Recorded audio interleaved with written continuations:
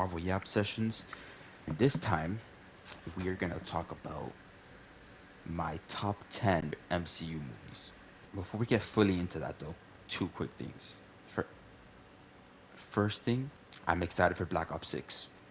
Now, I probably won't record any of it because of the fact that I'm going to be playing it on Xbox because I'm an Xbox fanboy for life. And it's going to be free with Game Pass, which I have. But I'm very excited for Black Ops 6. It looks great. Can't wait for the beta this weekend. Now, the next thing, Black Myth Wukong. I really wanted to play Black Myth Wukong, but it came out so close. Like, I wouldn't have had time to fully play through it as much as I would like to. Like, I don't want to speed through games. I used to do that a lot when I was younger. Like, I would speed through a game in like a weekend or something. But with Black Myth, I've been watching it instead, and I'll probably play it at a much later time. But it looks really good, and it looks like it would feel really good. Pause. So I'm gonna get into that probably later this year with like classes and all that. I'm not gonna have time to dive into the game as much as I would like to. But I've been watching FaZe Jev and Afro Sentry play through it. It looks very fun. Now, top 10 MCU movies. I was gonna do an MCU tier list, but I'm just gonna do top 10. That way I can fit it onto one video. Unless I get like the urge to do a tier list, which maybe eventually, but top 10, no particular order. Infinity Game, and wow, Infinity Game. That's crazy. Infinity Game. Wow, bro. Infinity War, obviously, like the first half of a culmination of over a decade of content and characters that we've grown to love, and the fact that they ended it off on such a bittersweet note with Thanos winning, I still cannot get over the fact that they did that and the way that they did it. Because the cries, the outrage, like the feeling that you just got walking out of that theater was amazing. I don't care what anybody says, Infinity War is one of the greatest comic book movies ever made. And funny enough, one of its biggest competitions is one that came out that same year, which was Into the Spider Verse, which is probably my one of my favorite movies of all time. To be quite honest, just culturally the impact it had, visually, like sonically, like I could that's a whole separate video. So Infinity War is probably my number one MCU movie. Not, but in this top 10, like I said, it's not going to be any order. I just wrote these down really quick. Endgame.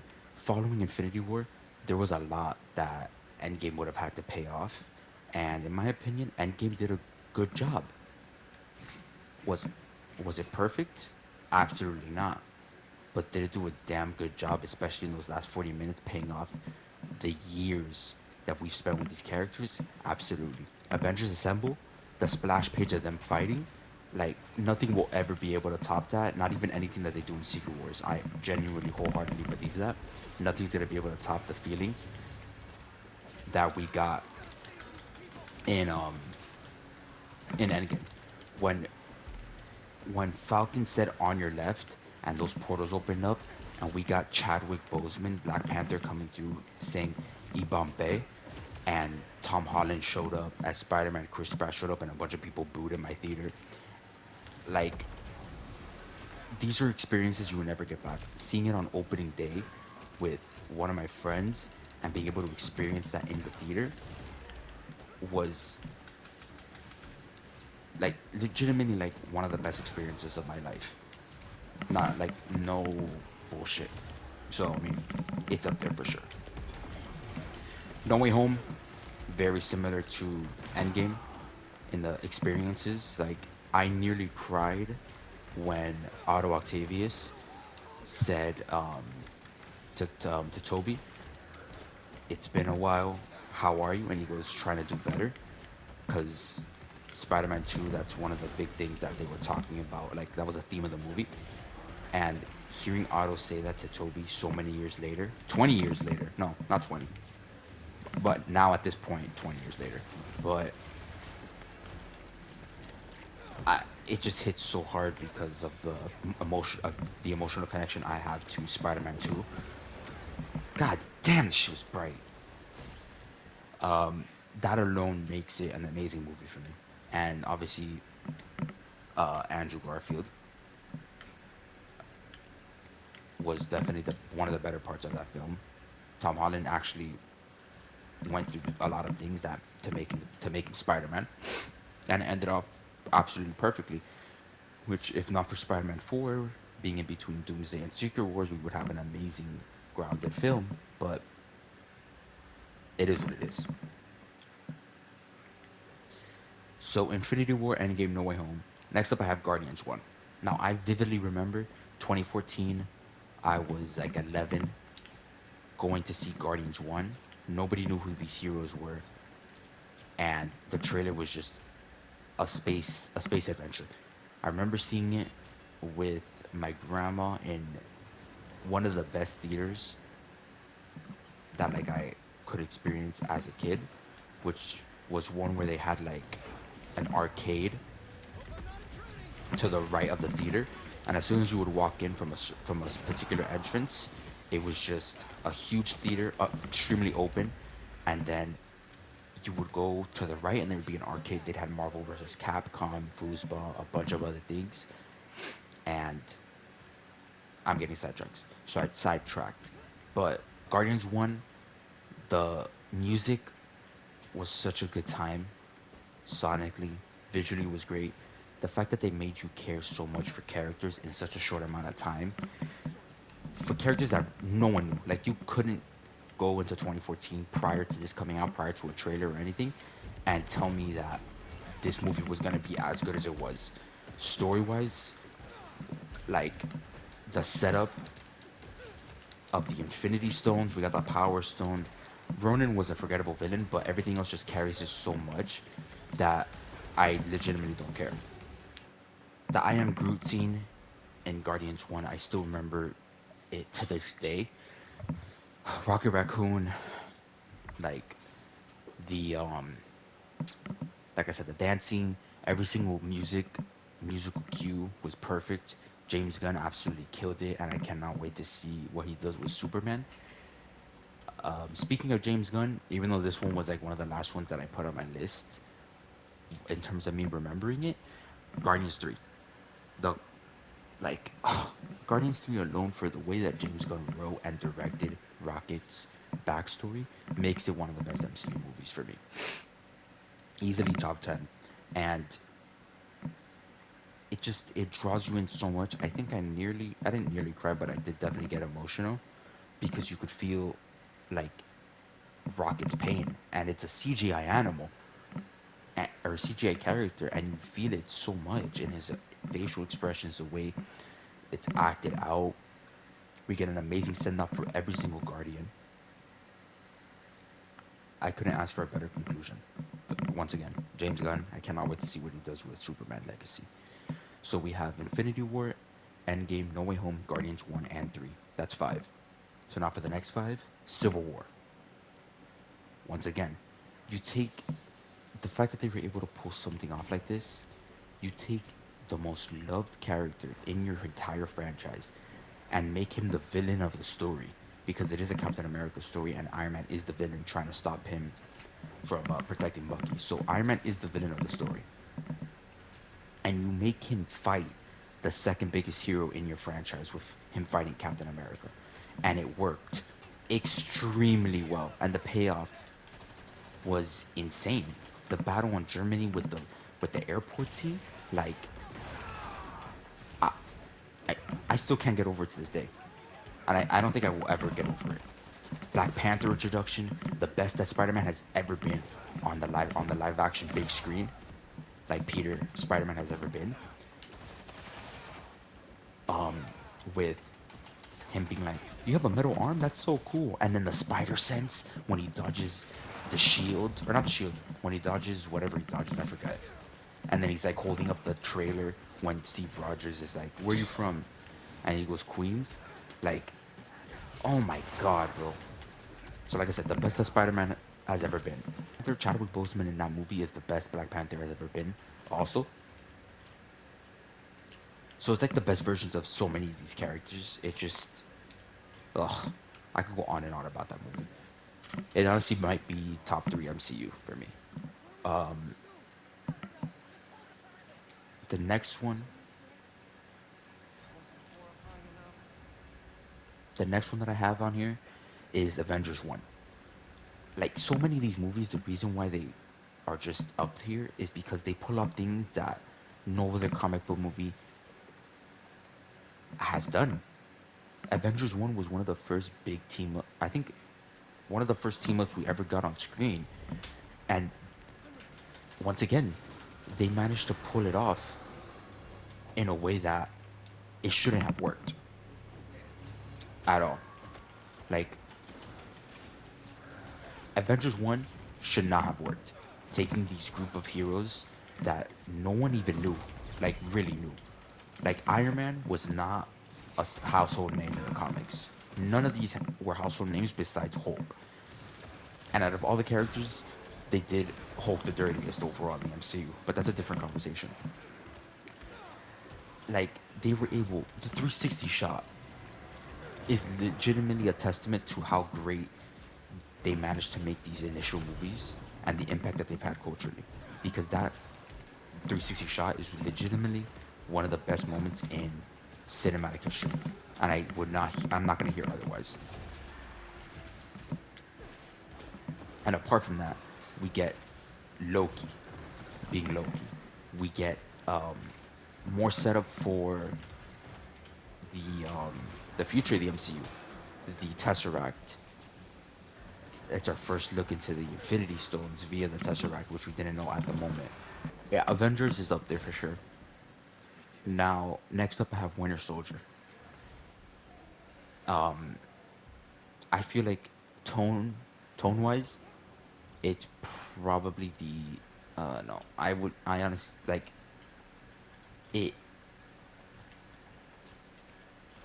It does such a shift to what we were used to in the MCU and what we're still used to because no other film has been able to capture the spy espionage thriller elements that Winter Soldier did.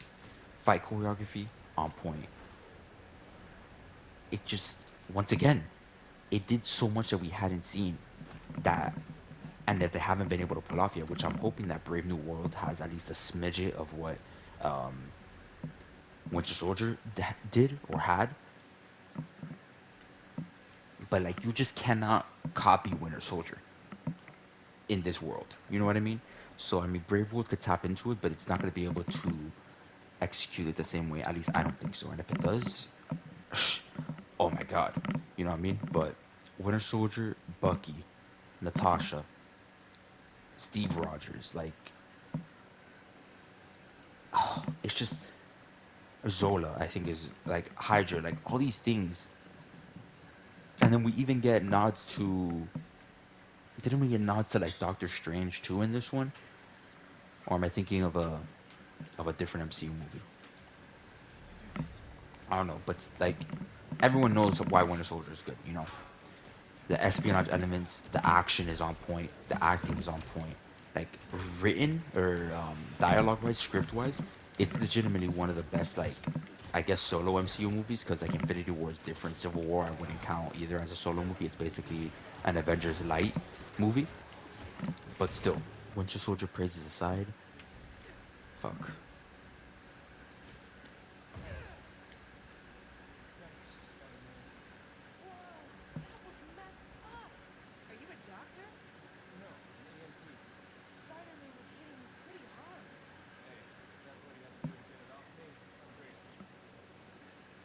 Bitch, shut the fuck up, bro. Fucking saving the city, and I'm out here getting ridiculed for what I gotta do. Um, I do not want to activate that main mission because that's leading. That's like one of the last missions, so we'll save that for another Yap session. Do we have any new suits to look at? Ooh,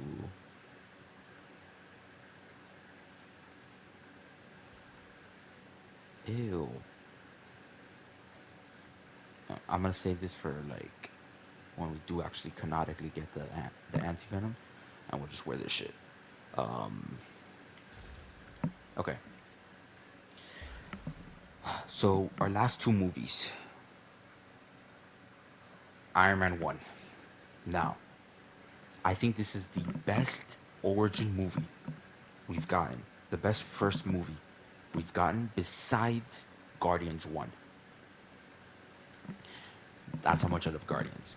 Iron Man 1, I think legitimately changed like my life. I'm not even gonna lie.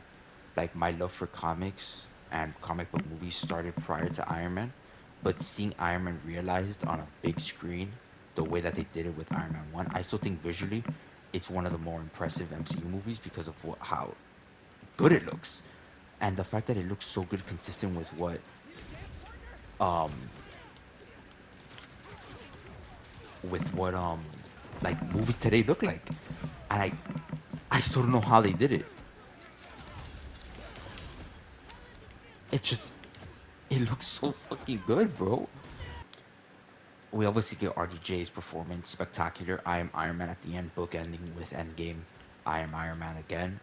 When when he first builds his suit with the box of scraps, it's the payoff of seeing him start off in that cave, and then he builds his first Mark 1 with the silver, and then he takes his first flight, and then we get the Mark 2, the way that just envelops over him, right?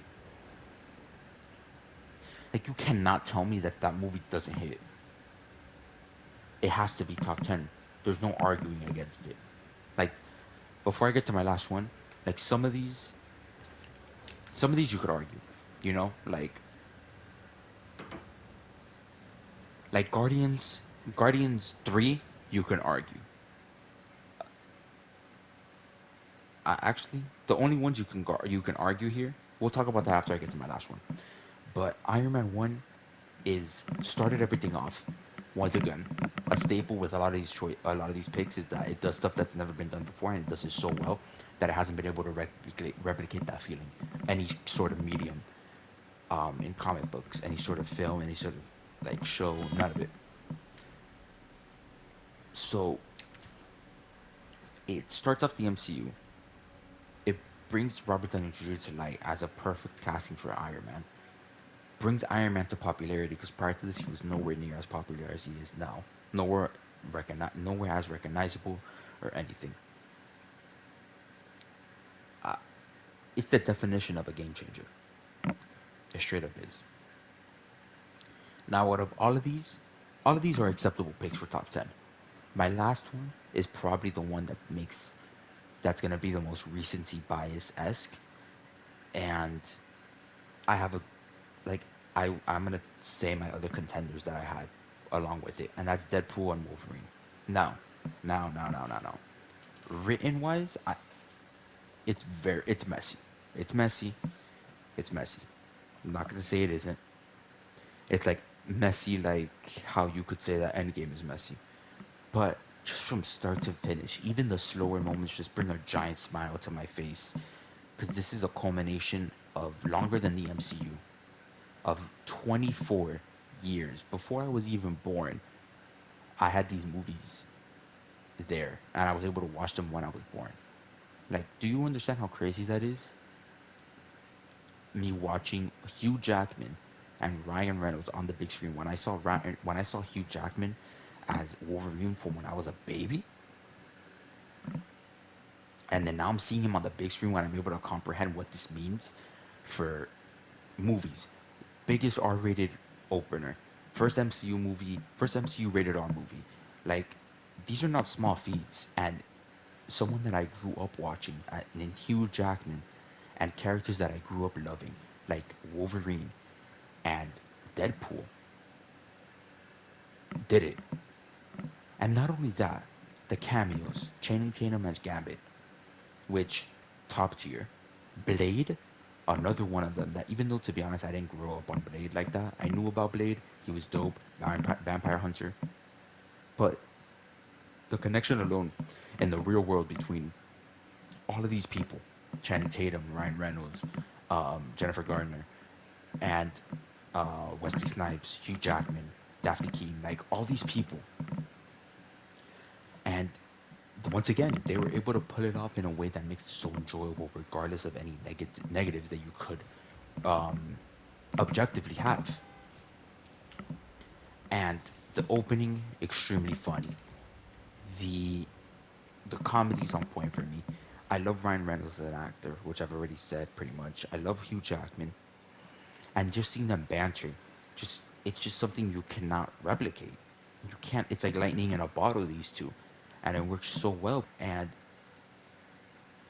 I didn't tear up like how I nearly did with Endgame or No Way Home or even Guardians 3 or 1, but it made the child in me happier than I think I've no, I wasn't say that I've ever been, but Into the Spider Verse and Across fill that void a lot more than Deadpool and Wolverine did. But in terms of live action, I've never seen something that's just made me so like happy to have watched so many other films besides No Way Home, because obviously No Way Home had a major payoff. But Deadpool and Wolverine, like the knowledge that you need to enjoy all of these things that were there, is crazy, and they paid it off. They paid off the time that it takes for you to watch all of these things, especially if you grew up with it or you watched it over a period of like 10, 15 years, and they did it. Like it was just great. Obviously, there's a lot of flaws, but I don't care. I honestly don't. So I mean, that's why it's my number 10. Like I said, there's a bunch of other movies that I contemplated putting there. Um, Black Panther I contemplated because of the cultural impact alone and the level of community that the movie built. But I thought about it as a film and what I would rather rewatch. I would rather rewatch all of the movies that I have here on my top 10 over Black Panther. And Wakanda Forever was such an emotional movie. Like it nearly made me cry with the way that they opened it because obviously unfortunate passing of Chadwick Boseman, but and they executed it very well in terms of um, um, like honoring him, so to speak. Especially what they had to do, they had to change the script around, like all of that. Like they did a good job, but I wouldn't um, choose either of those movies over rewatching any of these that I have in my top 10. Because like I could just turn on Infinity War and enjoy it. I could turn on Endgame and enjoy it. I could turn on No Way Home and enjoy it. Guardians 1, Civil War, Avengers. Damn, that hurt. And even though I could do the same with Black Panther, it's just not on the same level as um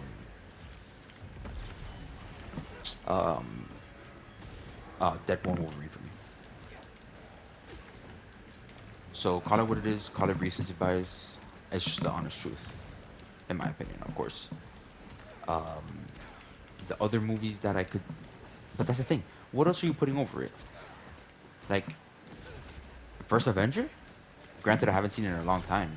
Maybe it's aged a little better, or maybe I was just sleeping on it. But like, I'm not putting it in First Avenger over it. I'm not putting Thor over it. I considered putting Ragnarok over it. That's the one I definitely had the toughest time with. Ragnarok would probably be my number 11. I don't know. I love Ragnarok. I think Ragnarok's a great movie. It's the perfect amount of comedy, whereas Thor: Love and Thunder went a little bit overboard. It's funny, action is on point, and it does the characters that we have in this moment justice. Obviously, it doesn't do like him Thor justice like from the comics and stuff like that, and it's about the mythos or anything. But for what they've done with him in the MCU, it does him justice, especially um, seeing him post or no pre Infinity War, which is the best that Thor has ever been. Um, so that would be the only what? Oh, that would be the only one that I would be like, I could see you putting it over. But like I said, the impact alone makes it better for me. I don't care. Um,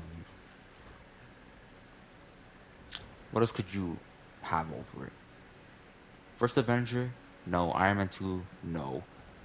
Thor, no. Dark World, no. Oh my god, I'm getting fucking gangbanged. I swear I've saved this guy like 13 times. Um, I completely lost my train of thought. Yeah. First Avenger, I'm not putting it over. Thor 1, not putting it over. Dark World, not putting it over. Iron Man 2, not putting it over. Iron Man 3, not putting it over. Age of Ultron is another one that I consider putting it. Um, because Age of Ultron is very underrated, overhated for sure. Um, Iron Man 3, no. Um, Doctor Strange, no. Multiverse of Madness, hell no. Homecoming, no. Far From Home, no. Captain Marvel, no. The Marvels, once again, another overhated movie. Very, I'm not gonna say very underrated, but I'm gonna say overhated for sure. It was fun. I loved it, but no. Um, I've already talked about Black Panther and Wakanda Forever. So what else am I missing? Love and Thunder? Fuck no. Shit was trash. Incredible Hulk? No. What else am I missing? That's it, no? Oh no, Shang-Chi? Once again, underrated. I think it's the best origin movie, solo origin movie besides Iron Man 1. Obviously Guardians is a team origin, but solo wise, I think Shang-Chi is the best origin movie besides Iron Man 1. So, but still, not better than Deadpool Wolverine, not even fucking close. I was totally hitting the swing. Wow, that's crazy. There's not really much. Like the ones that I had.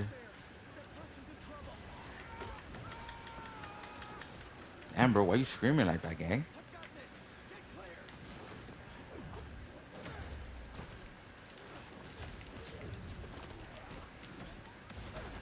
Okay, so the ones that I had in contention with Deadpool and Wolverine, like I mentioned, was Age of Ultron, Ragnarok.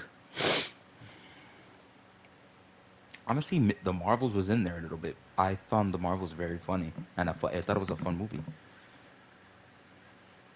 It's making it seem like I hate the first Avenger, but I don't hate the first Avenger.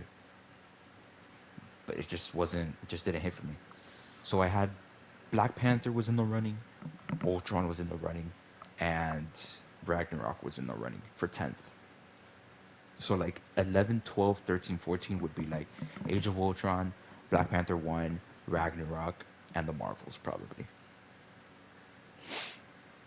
But I mean, I think the only one that you can refute in my top 10 is Deadpool and Wolverine, and maybe Guardians 3 if you want to be a little crazy. But like Infinity War has to be top 10. Endgame has to be top 10. No Way Home has to be top 10. Guardians 1 has to be. Civil War has to be. Avengers 1 has to be. Winter Soldier has to be. And Iron Man 1 has to be. There's no way you're putting 10 other movies in front of Iron Man 1. There's no way. There's no way. And if it is, you're just crazy. But that is my list. And we will either continue this side mission next Yap session, or more than likely, I will be pretty much almost done with the game. So, with that being said, remember to stay happy, healthy, positive. Peace out.